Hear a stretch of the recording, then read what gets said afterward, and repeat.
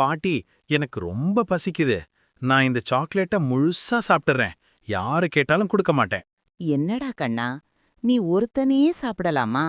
ஆத்திச்சூடியில ஐயமிட்டு உண்ணு ஔவையார் பாட்டி சொல்லிருக்காங்க தெரியுமா? ஐயமிட்டு உண்ணுன்னா என்ன பாட்டி? இந்த சாக்லேட்ட சாப்பிடக்கூடாதா? ஐயமிட்டு உண்ணுன்னா, நாம சாப்பிடுறதுக்கு முன்னாடி நம்மள மாதிரி பசியோட இருக்கிறவங்களுக்கு கொடுத்துட்டு அப்புறம் சாப்பிடணும்னு அர்த்தம்டா.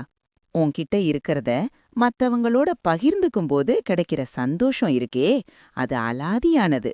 ஒரு ரொட்டி துண்டா இருந்தாலும் 10 பேருக்கு கொடுக்கலாம்.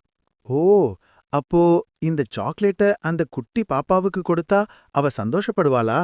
ஆமாண்டா கண்ணா, பசியில இருக்கிற ஒருத்தனுக்கு நீ ஒரு வாய் உணவு கொடுத்தா கூட அது பெரிய புண்ணியம். கொடுத்து பழகுற மனசுதான் தெய்வீகமானது. சரி பாட்டி, இதோ நான் ஷேர் பண்றேன். அதுதான் நல்ல பிள்ளைக்கு அழகு. என்னைக்குமே தனியா சாப்பிடாத, எல்லாரோடவும் பகிர்ந்து சாப்பிடு. அதுதான் ஐயமிட்டு உன் சொல்ற பாடம். இனிமே நான் பகிர்ந்து தான் சாப்பிடுவேன் பாட்டி.